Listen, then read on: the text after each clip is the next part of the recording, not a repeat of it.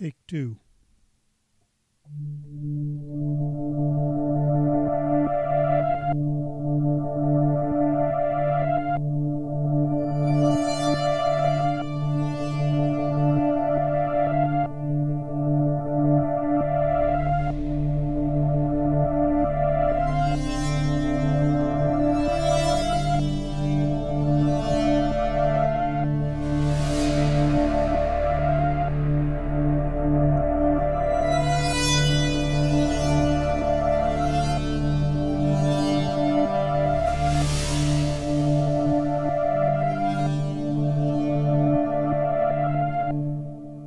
All right, that's just a bunch of Blade Runner-y type stuff.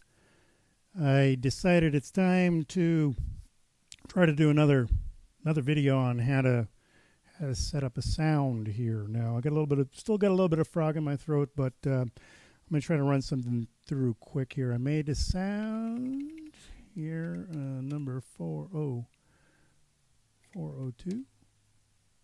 There's a sound made. Actually, I think I started making this last time.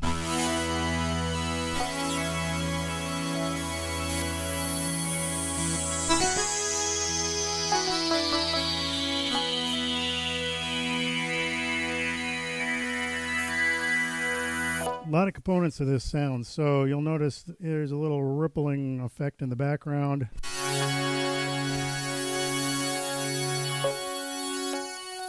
And you'll notice a little funk on the attack and the release.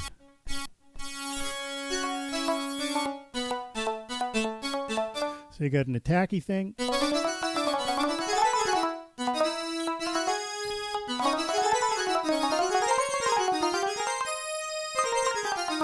And you've got kind of like an organish background. If you listen.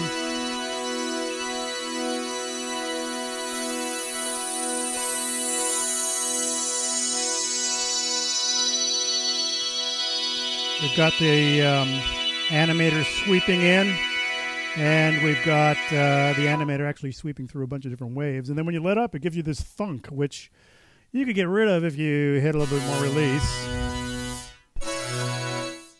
Let's see.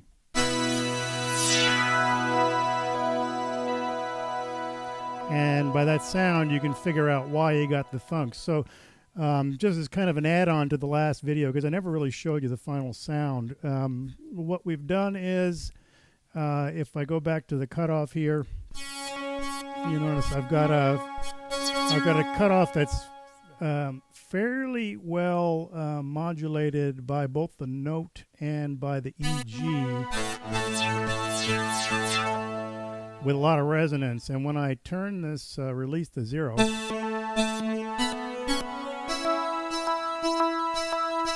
I get that well, I still got I'm gonna turn this release down. There we go. Just got to get the release long enough so that it sort of matches this here. But the thunk is caused by the resonance, right? It's kind of cool.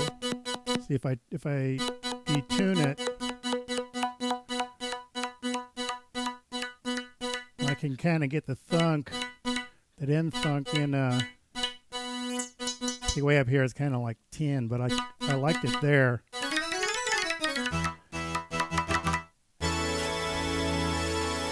And then on the sustain, I got this nice organy sustain, and I'm sweeping through all the notes on the not all the notes, but the different waves on the not sequencer, but the animator. All right, now what I wanted to show you is I did another sound here, 404.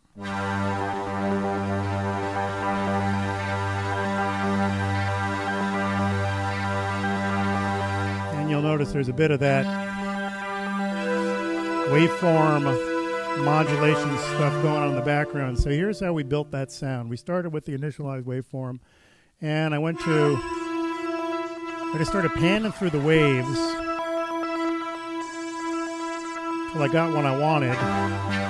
And I also was looking at the difference. So I'm on wave number 50. If I go up and down, you know, I got the same kind of character to the waves in the front and the back of the one I have. Now what I'm doing is I'm modulating. I don't know if you can see this because of the way I got the camera set up here, but I'm actually up here modulating the wave itself. I'm sweeping through the different waves with LFO1, which is a sawtooth, not going very fast. But here, if I modulate the rate of the sawtooth, you'll hear a change in the tenor.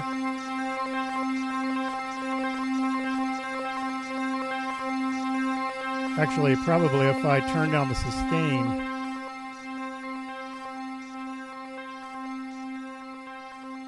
You hear that burbling a little bit better. I sort of thought that randomization sounded kind of cool too, but only if it was going fast enough.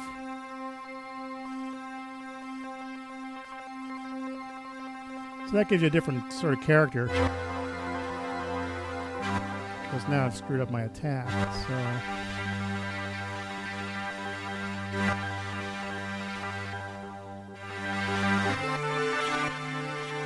Alright, so that's what's coming in there. What other characteristics? I didn't use the animator at all for this, so I did that. I think I detuned one of the notes a bit.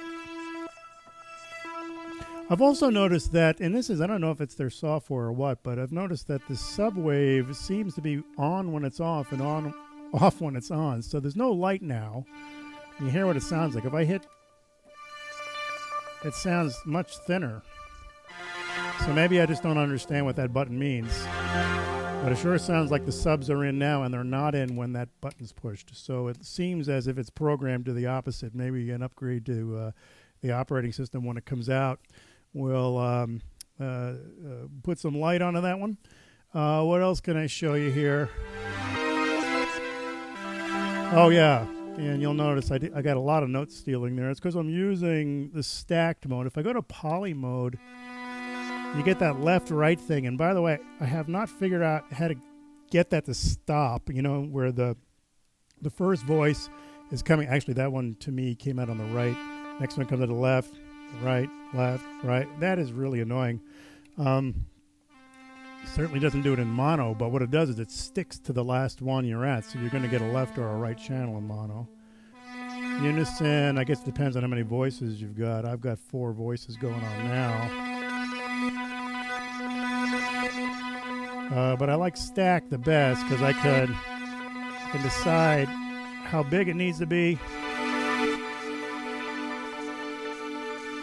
And the spread, which also detunes quite a bit.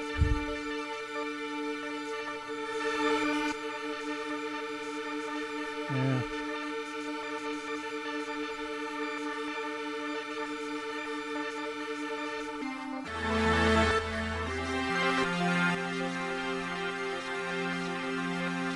Anyway, so those are just a couple of things. Oh, the drive.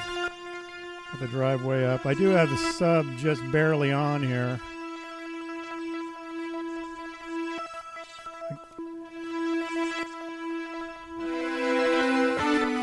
Well, anyway, I've munged it up quite a bit. Let me go back to my original sound here.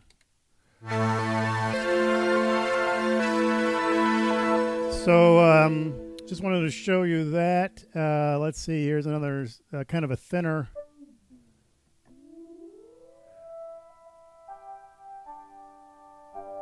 Kind of an ethereal, thinner thing I did.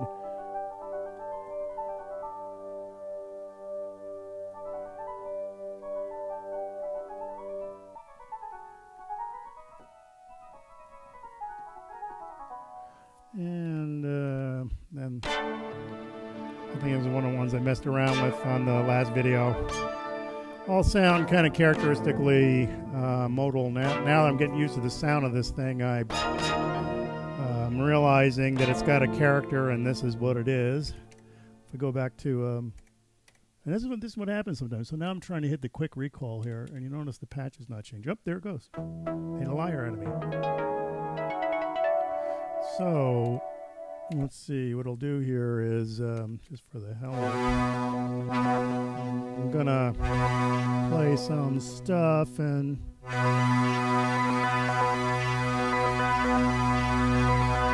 add some other synthesizers.